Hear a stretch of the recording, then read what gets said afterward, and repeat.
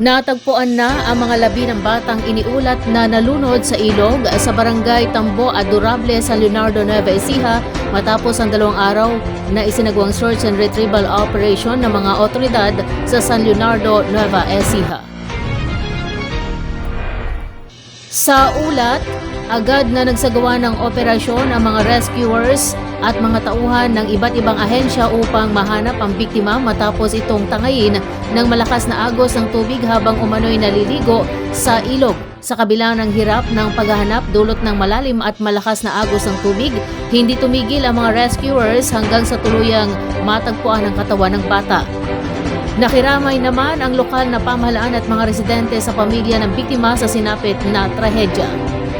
Samantala muling nagpaalala ang Provincial Disaster Risk Reduction and Management Office o PDRRMO sa mga magulang at guardian na maging mapagmatsyag sa kanilang mga anak, lalo na ngayong nararanasan ang matinding init ng panahon kung saan marami ang nahihikayat na magtungo sa mga ilog at iba pang anyong tubig upang maligo at magpalamig. Binigyang din ng PDRRMO na hindi dapat hayaang maligo o maglaro ang mga bata sa ilog ng walang sapat na gabay at pagbabantay ng nakatatanda upang maiwasan ang kaparehong insidente.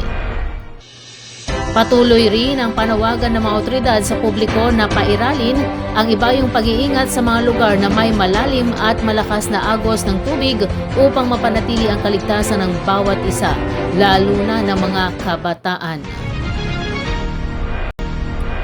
Nasawi ang isang lalaki na kinilalang si Marlon matapos pagbabarili ng umano'y kakilala niyang suspect sa isang insidente ng pamamaril sa San Leonardo, Nueva Ecija, kamakailan. Batay sa paunang impormasyon, natagpuan ang biktima na nakahandusay sa pinangyarihan ng insidente habang nag-iiyakan at humakagulgol ang ilang kaanak na agad na nagtungo sa lugar matapos ang pamamaril. Makikita rin sa mga lumabas na video sa social media ang pagdating ng mga otoridad at isang police vehicle upang magsagawa ng paunang investigasyon at pagresponde sa insidente.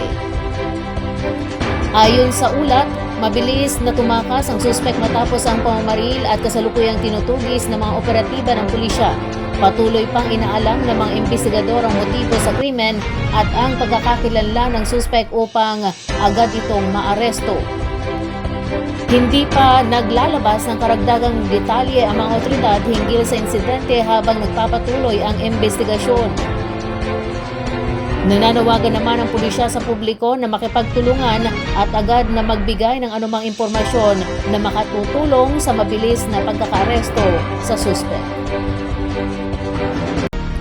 Isang insidente ng grass fire ang naitala nitong hapon ng May 11, 2026 sa bahagi ng Bukiri na matatagpuan sa daan patungong Purok Kasyong, Barangay Bangat, Cabanatuan City. Batay sa paunang impormasyon, mabilis na kumalat ang apoy sa tuyong damuhan at bahagi ng Bukrin dahilan upang agad na rumisponde ang mga tauhan ng Bureau of Fire Protection katuwang ang Barangay Magsaysay Norte Fire Brigade upang mapigilan ang paglawak ng sunog. Dahil sa maagap na aksyon ng mga bombero at fire volunteers, matagumpay na naapula ang sunog bago pa ito makarating sa mga kalapit na kabahayan at iba pang lupain na maaaring malagay sa panganib. Wala namang naiulat na nasugatan o nasawi kaugnay ng insidente.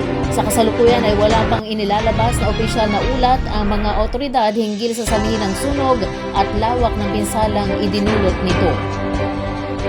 Patuloy pa rin nagsasagawa ng investigasyon ang mga kinauukulan upang matukoy ang pinagmula ng grass fire. Samantala, muling pinaalalahanan ng mga otoridad ang publiko na maging maingat lalo na ngayong tag-init kung kailan madaling magliyab ang mga tuyong damo at bukirin. Pinapayuhan din ang mga residente na agad iulat sa mga kinauukulan ang anumang senyales ng sunog upang maiwasan ang mas malaking pinsala.